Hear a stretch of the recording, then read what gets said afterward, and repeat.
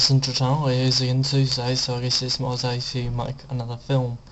Not a film, sort of a short video. I'm gonna try to do something a little bit different again this time, because I think that since I'm sort of doing the B12s and I guess to a degree the B11s, I should talk probably a bit more about the E-series engines that came in him, because to be honest, most B11s and B12s have E-series engines in them, you know, E15s or E16s or 16Ss or E16Rs, and I really don't know that much about E-series, which is why I haven't really been, you know, doing videos on them, because I don't really know that much. I've worked on one in my time.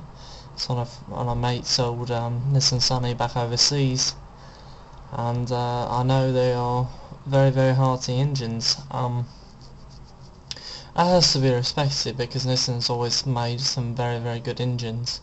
You know, sometimes the chassis and all of that hasn't always been up to maybe the top standard in the world, but the engines have always lasted and they've always done well. I'm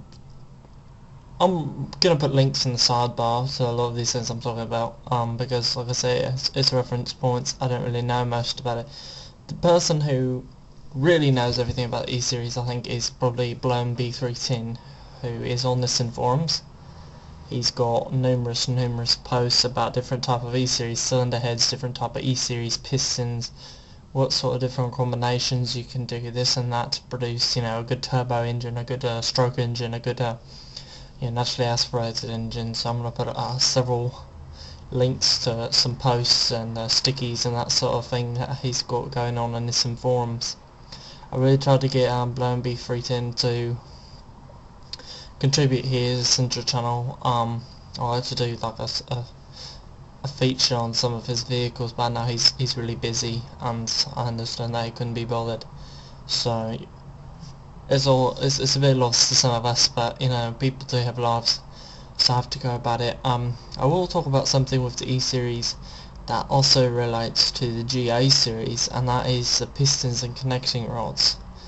Obviously the only production turbo engine to come specifically here in the United States, and what I say overseas and everywhere else abroad, but the only one to come here in the United States was the E15 ET, which is 1.5 litre turbocharged engine. I think it had a T2 turbo on it. That came actually in a Pulsar NX from 1984 and 1986, I think it was.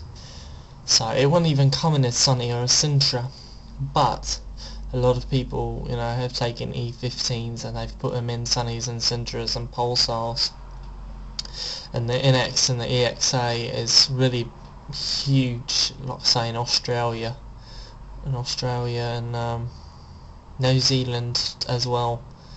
So that's a whole big different thing. But for the GA series, the GA16DE, the GA16i, I think the best turbo engine you can make for out of the GA series is using E-series connecting rods. Use E-series connecting rods with GA16 pistons, and you've got a low compression turbo engine, perfect for turbocharging.